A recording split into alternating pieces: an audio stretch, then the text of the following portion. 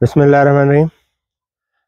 दोस्तों, जिस तरीके से फुटबॉल का गेम जो दोस्तों ने देखा होगा या हॉकी का, उसमें दो हाफ होते हैं। पहले हाफ में अगर कोई टीम गोल कर लेती है, अच्छा खेल के सबकत ले जाती है, तो आमतौर पे वो पूरे मैच में ही एक मजमूई तौर पे जीत में रहती है। मगर वो फिर दूसरा हाफ जैसे ही शुरू होता है, वो कोशिश करती है कि अपनी उस लीड को बरकरार रखे, और दूसरी टीम जो लास्ट में रहती है वो कोशिश करती है कि वो प्रेशर बढ़ाए और उस गोल को जो उस पर चढ़ गए हैं उसको कम भी करें और अपनी कामयाबी को यकीनी हासिल करने की कोशिश करें। इसी तरीके से ये जो अपनी ये गंदम की जो फसल होती है, ये भी इसके भी दो अदवार होते हैं। एक दौर तो शुरू होता है जब से गंदम आपने लगाई और वो आके गोब की सूरत, जो बोटिंग स्टेज है, गोब वाली हालत में पहुंच गई। इस दौरान गंदम अपने पत्ते बनाती है, बायोमास बनाती है। आप देखें, ये इसके टिलर बनते हैं, ये सब कुछ ये जमा होती है।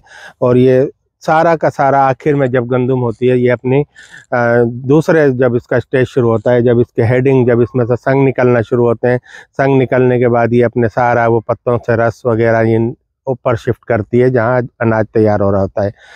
इस मिसाल देने का मकसद ये था कि जो दोस्त हमारे जिन्होंने पहली स्टेज में अपनी गंदम को अच्छी खादें दी, बैलेंस न्यूट्रिशन दी, तो वो अब कोशिश करें दूसरी हाफ जो ये चल रहा है इसमें गंदम पे सिर्फ नज़र रखें। जैसे आजकल सर्दी चल रही है, इसमें कोई फंगस का अटैक नहीं आ जाए, जैसे रस 2-4 साल से आ रहा है, उसको देखते रहें।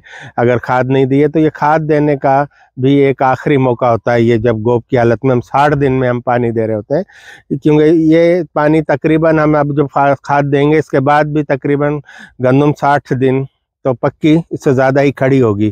तो हमें इतना इसके बायोमास को, इसका ग्रीनरी इतनी दिन बरकरार रहे, जितनी गंदम की ग्रीनरी बरकरार रहेगी उतना उसमें दाना अच्छा और मजबूत पकेगा।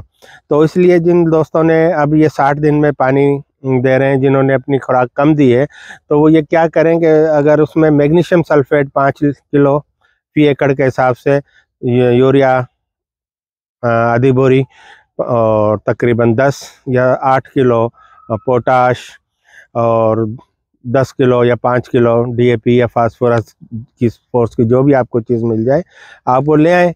उसको लाके आप इसमें ड्रम के ज़रिए दे दें, क्योंकि ये खाद बहुत है। हमें इसको तकरीबन गंदम की 60-70 दिन की किफ़ायत करनी है। तो इंशाअल्लाह ताला वो जितनी गंदम अपनी बायोमास का इजाफ़ा करेगी, उतनी हमें पैदावार में इजाफ़ा नज़र आएगा।